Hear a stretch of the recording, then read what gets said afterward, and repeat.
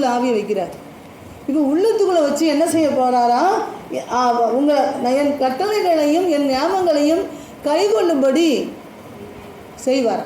இப்போதான் அவர் கட்டளை இப்போ பாரு, என் கட்டளைகள்லாம் என் நியமங்கள் எல்லாம் என்ன செய்ய கவனி, நீ அதன்படி நடக்கிறதுக்கு இப்போ என்ன கொடுக்குறாரு?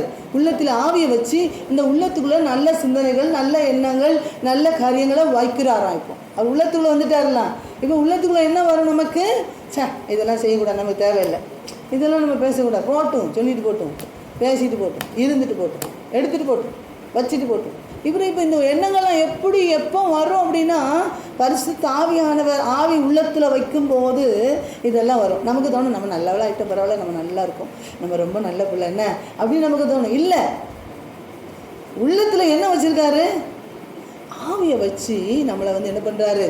அப்படியே அழகாக நடக்கிறார், பேலன்ஸாக கொண்டு போகிறார். இப்போ என்ன பண்ணுறாராம்? என் கட்டளைகளையும் என் நியமங்களையும் அதை பின்பற்றி நடக்கும்படி நான் அவங்களுக்கு உதவி செய்வேன் அப்படின்றார். என்ன இப்போ புரியுதா? ரெண்டாவது எங்கே கொண்டு போகிறாரு? முதல்ல எங்கே கொண்டு போனார்? காலூன்றி நிற்க சொன்னார், பலப்படுத்தினார், தூக்கி விட்டார்.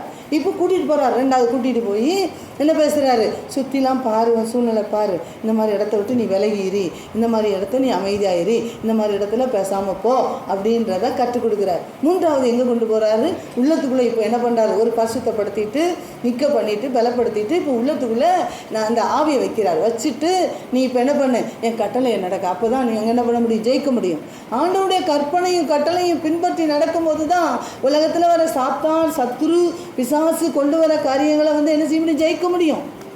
இல்லைன்னா என்ன, அது வந்து அப்படியே யாரை பற்றி சொன்னா யார் தெரியுமா அப்படின்னு நிற்போம். உள்ளத்தில் ஆவி வச்சுக்கணும், என்னது சொல்லிட்டு போட்டோம், அது பேசிட்டு போட்டோம் அப்படின்னு இருக்கும். உள்ளத்தில் ஆவி, நம்ம ஆவியை வச்சதுனால நமக்குள்ள எண்ணங்கள் எப்படி வருது? எப்படி வருது? பேசாமல் போ, சொல்லிட்டு போட்டு போ விடு அப்படின்னு வரும். இல்லைன்னா என்ன தெரியுமா சொல்லுவோம்? அப்படியா அப்படின்னு வரும் நமக்கு.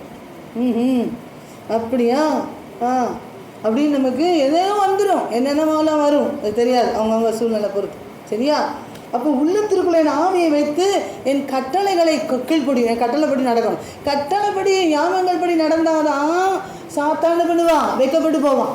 அப்படி தானே இயேசு பயன்படுத்தினார். இங்கே பாரு ஐயா, நீ ரொம்ப பசியோடு இருக்க, 40 நாள் உபவாசம் பண்ணிட்டு வந்திருக்க, ரொம்ப பசிக்கு, இப்போ இந்த கல்லெல்லாம் என்ன செய்ய அப்பமாக்கி சாப்பிடுங்க. யார் சொன்னார்? சாத்தான் சொன்னான். என்ன சொன்னால? அப்போ அவர் என்ன சொன்னார்? மனுஷன் இதை வச்சுமா சாப்பிட்டு பிழைப்பான்னு நினச்சிட்டு இருக்கிற?